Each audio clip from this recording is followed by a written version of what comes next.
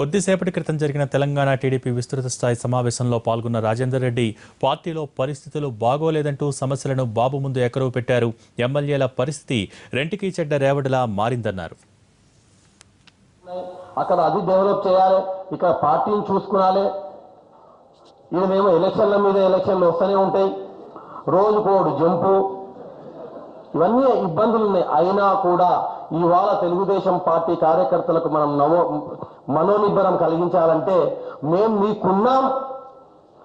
NTR trust భవన్కి నేను మొన్న ఎవరితోనే చెప్పిన సార్, మనం అధికారంలో లేనప్పుడు we used to enjoy Telugu Desam party office.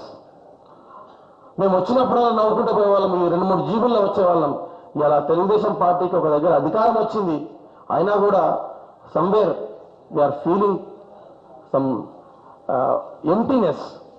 Let me be very frank, నేను చాలా సందర్భాల్లో కూడా మా నాయకులకు మేము కొట్లాడి చెప్పిన, అన్నా నాకెందుకు ఇట్లా అనిపిస్తుంది, మనం చర్చిస్తలేము, ఒకరినొకరు మాట్లాడుకుంటలేము, ఒకరినొకరిని అసలు నమ్ముతలేము, ఎవరికి వారే యమునా తీరే ఎంతకో సినిమా వచ్చింది, అట్లయింది మా పరిస్థితి. సార్ మీరు ఏమన్నా చేసి మమ్మల్ని ఒక్కతాడి మీదకి తీసుకురావాలని చెప్పడానికి కూడా నాకు సిగ్గేసింది సార్. ఎందుకంటే ఈ స్థాయికి వచ్చి మేమే మమ్మల్ని ఒక స్థాయికి ఒక లైన్ మీద నడిపేయండి సార్ అనాలంటే ఇక వాళ్ళేమనాలి, ఆ ఊర్లో ఉన్న కార్యకర్తలు ఏమనాలి నాకు అర్థమైతలేదు.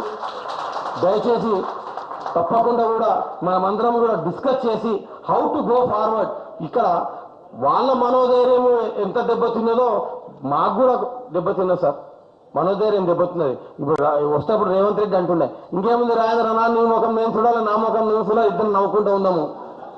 ఎందుకంటే నిన్న ఫోన్ చేసింది, అనా ఎందుకు నీ ముఖం జర తక్కువ కనిపిస్తుంది, అట్లా ఉండకే నాకు ఇక్కడ భయం అవుతుంది, జర నవ్వుకుంటా ఉండు టీవీలో, ఎందుకంత ఇది చేస్తున్నావు అని నేను రాత్రి అన్నా ఆయన దగ్గర. అందుకోసం